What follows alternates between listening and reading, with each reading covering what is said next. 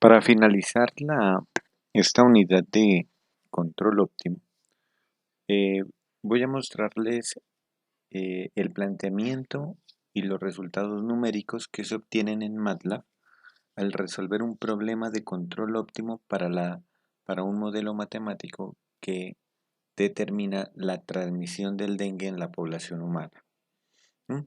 Este modelo matemático es el mismo que se vino estudiando en la unidad 4, que era con respecto a epidemiología matemática, donde se hizo el análisis de estabilidad completo, tanto a nivel local como a nivel global. Bueno, entonces, primero voy a retomar el modelo que se había quedado, que era el modelo bidimensional. Entonces, en este caso, hago un breve resumen. En este caso, P me representa la proporción de personas susceptibles al dengue y Q me representa la proporción de personas que ya están infectadas de dengue, ¿no? Con el virus. Y entonces, este sistema bidimensional me representa la proporción de personas, es decir, que P más Q es un valor menor o igual a 1. Y tenemos en cuenta solamente proporción de personas susceptibles, proporción de personas infectadas, no se tienen en cuenta las personas recuperadas para el modelo. Además, aquí tenemos unos parámetros que son mu, que es la tasa de crecimiento y muerte de la población, es decir, estoy asumiendo que tanto el crecimiento como la muerte son iguales, por lo tanto, la población es constante. Tenemos beta, que es la tasa de contagio de la enfermedad. Psi, sigma y delta son parámetros que respectan al mosquito transmisor, como la fracción de huevos que pone una hembra. Delta y sigma son las tasas de desarrollo de mosquitos inmaduros a machos y a hembras, respectivamente. Y en este caso tenemos un parámetro teta también que nos representa la tasa de recuperación de las personas infectadas. Se había calculado también el R0, pero que en este caso no lo voy a utilizar, pero simplemente lo nombro. El R0 era beta por psi por sigma sobre delta más sigma, y eso multiplicado por el inverso de este, que es 1 sobre teta más mu. Entonces todo eso era el R0. No es importante para esta parte de control óptimo, así que no la voy a tener en cuenta. Muy bien, entonces ahora, ¿qué es lo que vamos a hacer? A este modelo es el modelo sin control. Entonces lo que vamos a hacer ahora es implementarle un control. Entonces ese control, supongamos que es un control UDT por aislamiento. Entonces, aplicamos un control UDT que representa la fracción de personas infectadas que se remueven de la población Q y que ya no tendrán contacto con la población susceptible P en un tiempo T. Es decir, lo que yo voy a hacer es, esta segunda ecuación diferencial me está representando cómo es el crecimiento y decrecimiento de la variación de la población infectada. Entonces lo que voy a hacer es, a esta derivada le voy a sustraer una proporción UDT de personas infectadas. Y esas personas las voy a coger y las voy a aislar de la población para que no tengan contacto con las personas sanas. Entonces hagamos de cuenta que es un control por aislamiento. Entonces, para nuestro problema de control óptimo tenemos que tener en cuenta también el funcional que vamos a optimizar. En este caso va a ser un funcional de costos. En este caso el funcional de costos lo voy a formular de la siguiente forma, el JDU. Integral desde 0 hasta un tiempo final que lo voy a llamar TF para la teoría, del lagrangiano. Entonces, ¿quién va a ser el lagrangiano? Va a ser esta función que está aquí. Una constante positiva multiplicado por la proporción de personas infectadas, QDT, más otra constante dividida entre 2, multiplicado por un término cuadrático de u cuadrado. Esta función de costos se puede interpretar como la suma de dos costos fijos, de dos costos variables en el tiempo. Unos costos directos, que está representado por el segundo término, eta medios por u cuadrado, los costos directos de aplicar el control U y costos indirectos que resultan de aplicar a las personas infectadas, que van a ser A por Q. Entonces, en este caso, ese funcional de costos se vería de esa forma: una suma de costos directos y costos indirectos. ¿A qué me refiero con costos directos e indirectos? Costos directos es cuánto me cuesta hacer ese aislamiento. Costos indirectos, por ejemplo, podría ser, no sé, por ejemplo, el transporte, o darles alimentación a esas personas que voy a aislar. No sé, cualquier tipo de costos que no los tenga directamente asociados a ese control, entonces van a estar relacionados directamente proporcional a la cantidad Q presente, ¿no? de personas infectadas. Entonces, así nosotros ya podemos plantear nuestro problema de control óptimo. Entonces, el problema de control óptimo que vamos a resolver es minimizar ese funcional de costos sujeto al sistema con control. Y entonces, ¿quién es nuestro sistema con control? Pues como le había señalado arriba, es el sistema sin control, y estoy quitándole esta parte de acá, menos UDT. Entonces, ese UDT me está representando las personas infectadas, la proporción de personas infectadas que salen de la población Q. Pero esa proporción de personas ya no tienen contacto con la población P. Y bueno, y eso pues nuestro sistema con control, que este será el sistema con control, está sujeto pues a unas condiciones iniciales, que P de 0 es igual a P sub 0 y Q de 0 es igual a Q sub 0. Y además voy a dejar P en el tiempo final y Q evaluado en el tiempo final libres.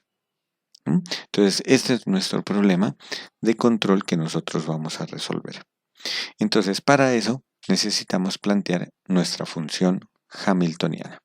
Entonces, nuestra función hamiltoniana sabemos que nos da el lagrangiano, que era A por Q más eta medios por U cuadrado, más unas dos variables adjuntas, lambda 1 y lambda 2, multiplicadas por F1 y F2 respectivamente, donde F1 y F2 eran el lado derecho de la primera y segunda ecuación diferencial. Es decir, si nosotros lo hacemos acá, aquí tengo nuestro modelo con control, acá tengo nuestro funcional de costos, entonces podemos decir que nuestra función hamiltoniana H es el lagrangiano, que es A por Q más eta medios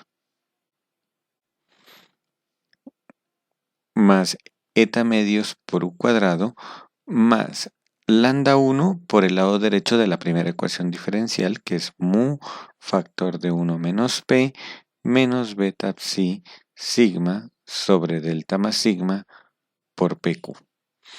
Y más lambda 2 factor de la segunda ecuación diferencial, que es beta psi sigma sobre delta más sigma factor de PQ menos teta más mu multiplicado por Q menos U de T, que lo voy a escribir simplemente menos U.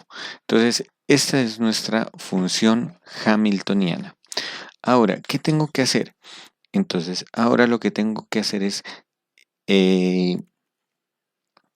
plantear el sistema adjunto. Entonces, vamos a calcular el sistema adjunto. Sistema adjunto. El sistema adjunto es el modelo, el problema de valor en la frontera, ¿no? Entonces, en este caso es que h respecto a x es igual a menos lambda prima. Y aquí entonces tenemos que calcular la derivada de h respecto a la primera variable de estado igual a menos la primera variable prima, ¿no? Lambda 1, que es nuestra primera variable de estado. Entonces, en este caso, nosotros podemos observar que si derivamos h respecto a, perdón, aquí tengo un error, es respecto a la primera variable de estado que es P, H derivada de H respecto a P y le igualamos a menos lambda 1. Entonces miremos a ver qué nos queda. Entonces voy a derivar H respecto a P. Entonces del primer término 0, segundo término 0. Aquí tenemos un menos, aquí en este caso de mu factor de 1 menos p, la derivada respecto a p sería menos 1 de lo de adentro, multiplicado por mu me quedaría menos mu, y menos mu por lambda 1. Entonces aquí me quedaría un menos mu por lambda 1. En el segundo término también tengo un p, si lo derivo respecto a p me queda todo esto por q con signo negativo y multiplicado por lambda 1. Entonces me quedaría menos beta psi sigma sobre delta más sigma por q y por lambda 1. En el siguiente también tengo lo mismo, pero por lambda 2 y positivo, beta psi sigma sobre delta más sigma por q por lambda 2. Y ya no tengo más términos con p. Entonces aquí esto sabemos que es igual a menos lambda 1'. Voy a multiplicar de una vez toda la ecuación por menos 1, cambiarle de signo para obtener quién es el valor de lambda 1' positivo. Entonces, si cambiamos de signo, podemos observar aquí que tenemos unos factores en común entre estos dos y nuestro factor en común sería beta psi sigma sobre delta más sigma por q, factor común de, entonces es el lambda 1 que lo teníamos negativo, pero como estoy multiplicando por menos 1, entonces me quedaría positivo, y el lambda 2 me quedaría negativo. Entonces me queda esto, ¿no? Y este último término que me quedó aquí, que es menos mu por lambda 1, que al multiplicarlo por menos 1 me quedaría positivo, más mu por lambda 1. Entonces esta sería nuestra primera ecuación diferencial para el sistema adjunto. Y ahora vamos a sacar la segunda ecuación diferencial. Para la segunda ecuación diferencial voy a derivar h respecto a q y lo igualo a menos lambda 2'. Entonces vamos a derivar h respecto a q. Entonces si derivo respecto a q, en el primero tengo un valor a, en el primer término, la derivada es a. Segundo término 0. En el paréntesis, aquí voy a derivar esta parte que tiene PQ, entonces me quedaría todo esto por P con lambda 1 negativo, entonces me quedaría menos beta psi sigma sobre delta más sigma por P por lambda 1 negativo.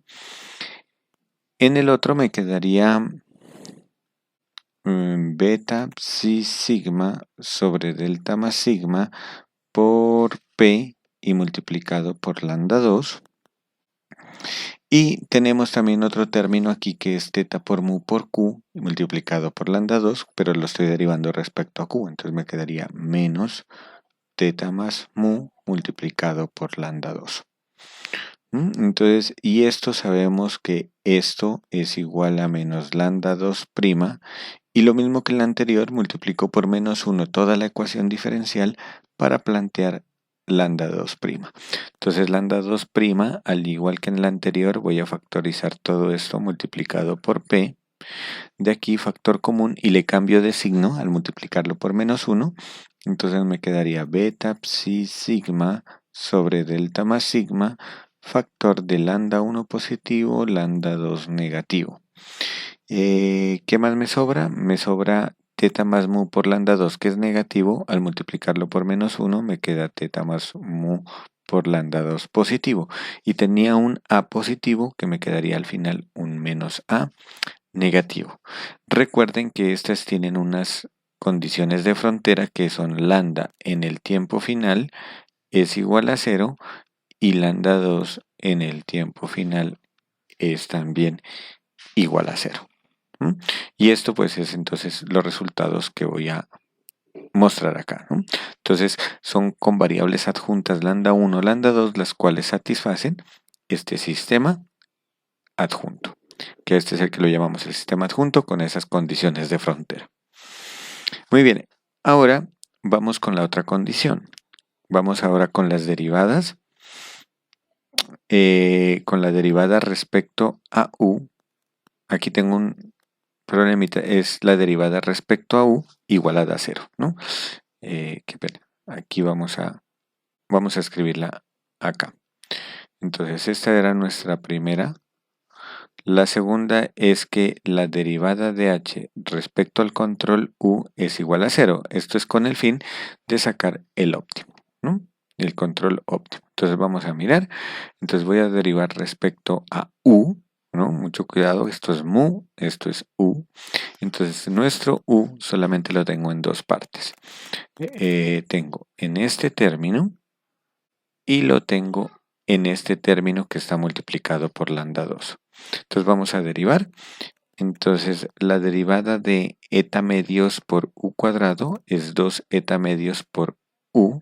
Entonces me quedaría simplemente eta por u. Y en el otro término tengo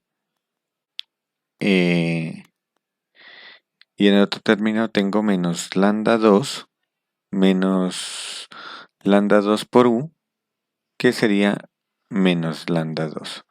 Y esto igualado a 0, de donde nosotros despejamos u.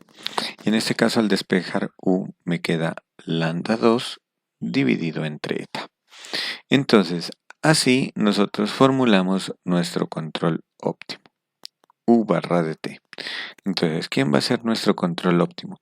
Tal como lo habíamos denotado en los anteriores ejemplos, ¿no? Cuando ya lo hacíamos la simulación en MATLAB.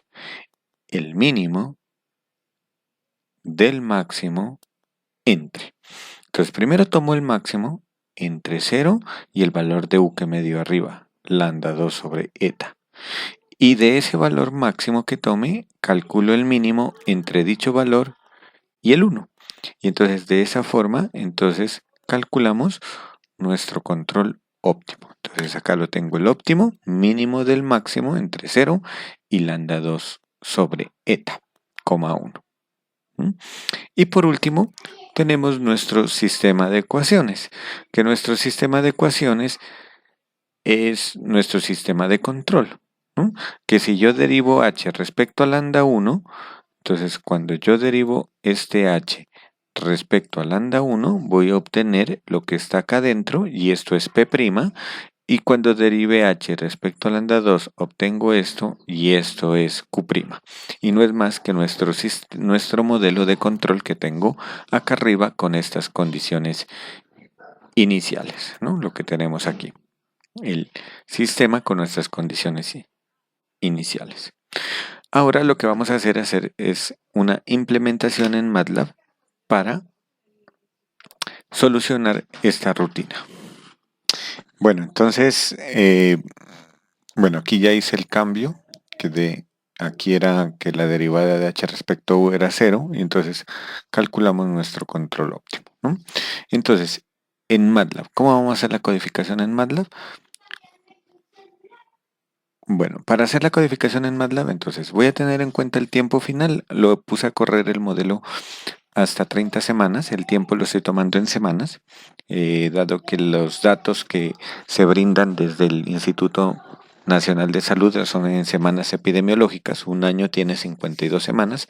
Entonces estamos tomando 30 semanas, que es más o menos un poquito más de 6 meses.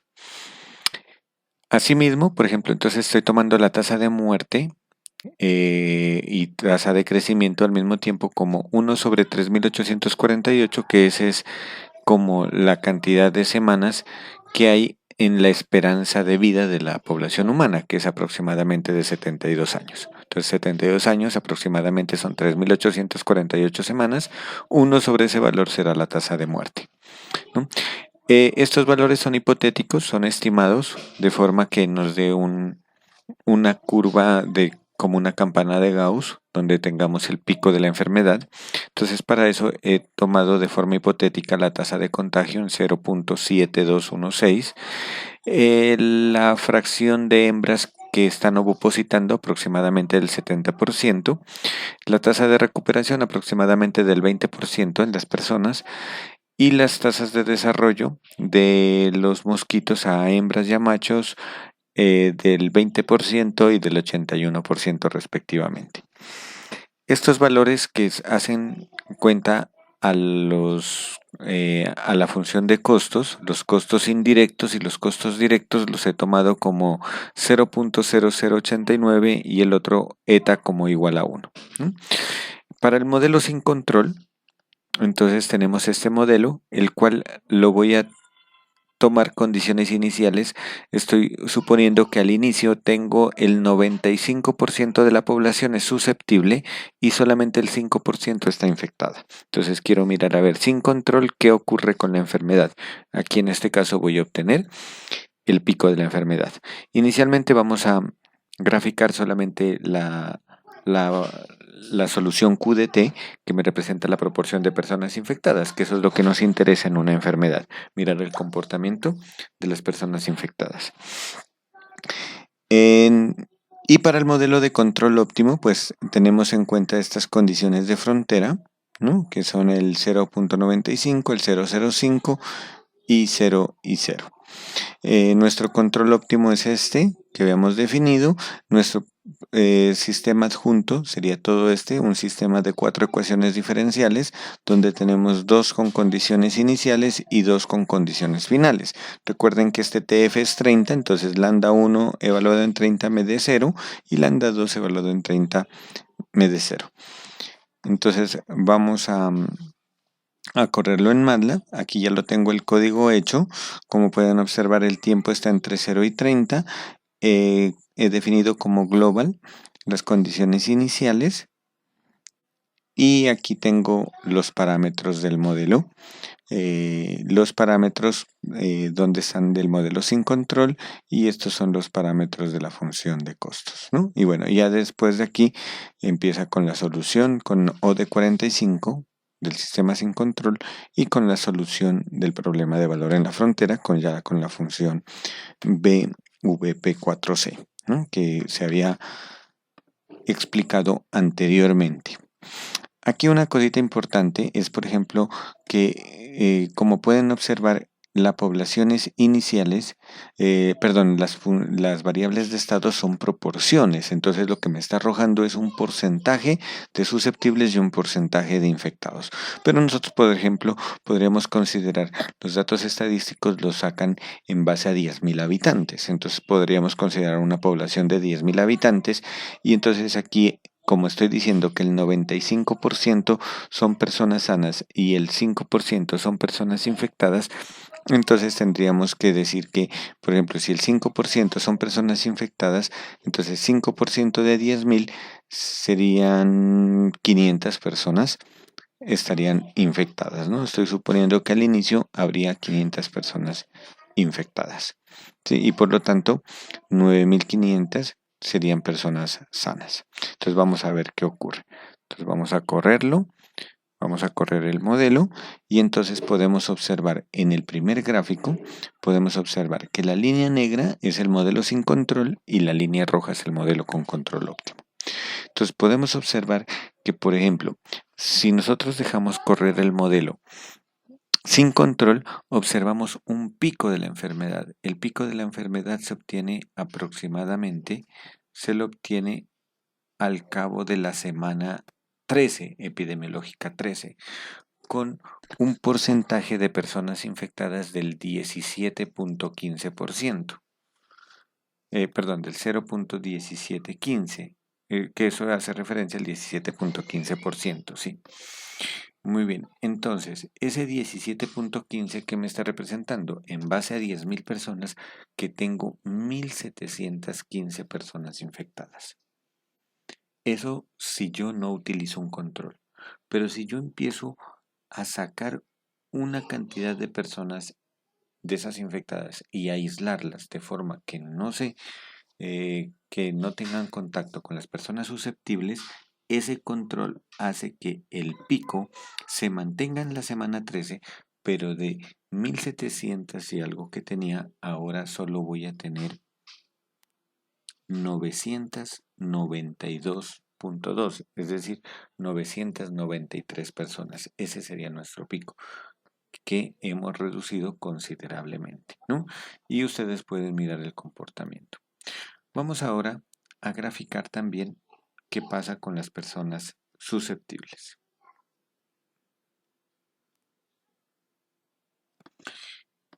Entonces, al correrlo, podemos observar hecho en dos gráficos.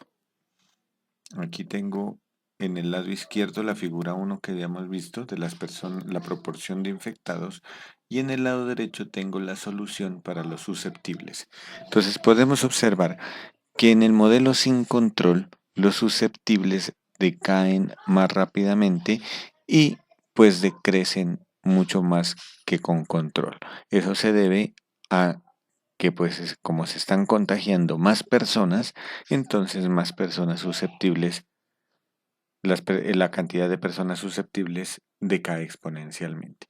Noten que al cabo de los 30 semanas, en la semana 30, tengo el 23.43% de las personas quedan susceptibles, ¿no?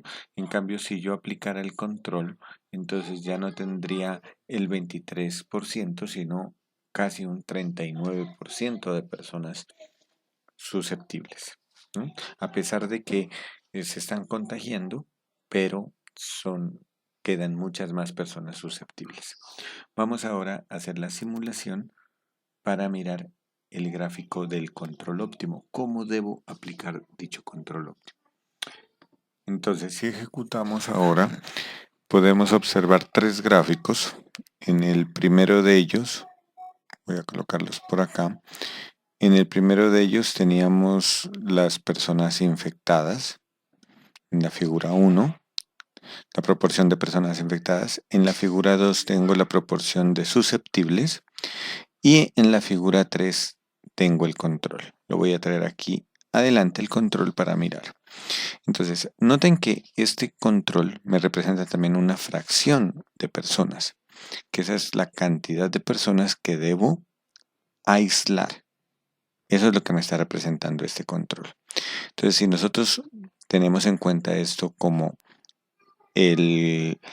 una proporción de personas, entonces estamos diciendo que, por ejemplo, inicialmente me está diciendo este gráfico que tengo que aislar el 0.004608, es decir, el 0.46% de la población. ¿Eso qué significa? Que si tengo una población de 10.000 habitantes, entonces tendría que aproximadamente 46 personas. O sea que de toda la población infectada que tengo, cojo 46 personas al azar y las aíslo. Cosa que no puedan esas personas tener contacto con personas susceptibles. Si yo quiero saber qué va a pasar una semana después, entonces me voy al tiempo 1 y el control me está diciendo que siga con las mismas 46 personas. O si puedo 47 porque es 46.41, multiplicando este y por 10.000. Sin embargo, en la segunda semana epidemiológica sigue todavía los 47 personas susceptibles. A la tercera semana va subiendo a 47 y así sucesivamente. Pueden ustedes ir mirando cómo va subiendo. O sea que como máximo tengo que dejar solamente 47 personas. Es decir, cada día voy reclutando 47 personas.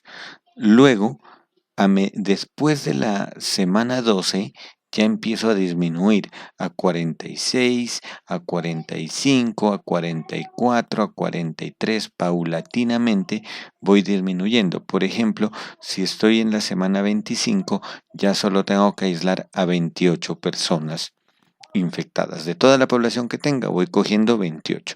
Esto lo podemos hacer la simulación, por ejemplo, aprovechando la función fix que tiene MATLAB, ¿sí? Que fix lo que me hace es el, calcular el valor entero, ¿no? El entero, la parte entera de un número decimal.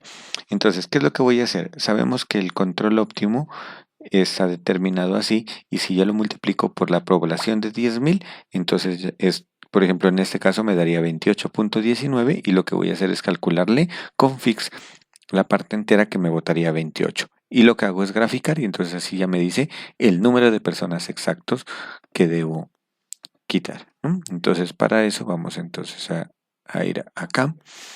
Aquí ya lo tenía hecho. Entonces lo que hago es, em, tengo aquí la población infectada, aquí en la variable U, la línea 44. Tengo la variable U. Entonces voy a declarar la función población total N como 10.000. Y entonces, ¿quién sería PU? La población que tengo que aislar, ¿no? La población de control. Entonces, la población U sería fix de N por U. O sea, de ese U que teníamos lo multiplico por 10.000 y luego le calculo la parte entera. Y vamos a graficar esto. Entonces, vamos a hacer el gráfico de X versus PU. El X lab el tiempo en semanas y el Y lab el control óptimo. Entonces vamos a hacer el gráfico y la figura 4 nos bota ese gráfico que nosotros necesitamos. Entonces miren que este es el gráfico que me está diciendo la cantidad de personas que debo aislar en cada tiempo. Entonces, si nosotros nos vamos, me está diciendo que debo estar aislando constantemente. Esto lo puedo hacer, por ejemplo, por días.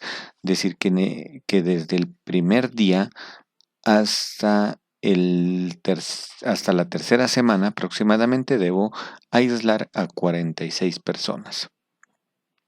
Luego, desde la tercera semana como hasta la semana 12, se mantiene constante aislar a 47 personas. Y a partir de la semana 13, entonces ya empiezo a disminuir nuevamente a 46 personas. En la semana 15 ya son 45, en la semana 16 a semana 17 aproximadamente 44 y así sucesivamente voy bajando la cantidad de personas que debo aislar, teniendo en cuenta que, por ejemplo, ya en la semana 29, por ejemplo, ya solo tengo que aislar 7 personas. En la semana 29, 5 personas. En la semana 20, casi llegando a la persona 30, ya solo me quedaría 2. Y finalmente, cuando llegue a la semana 30, ya no necesito aislar más personas. Y con eso obtengo el gráfico de personas infectadas, que es el que habíamos mostrado acá, que nos daría esta la forma, cómo se comportan las proporción de personas infectadas.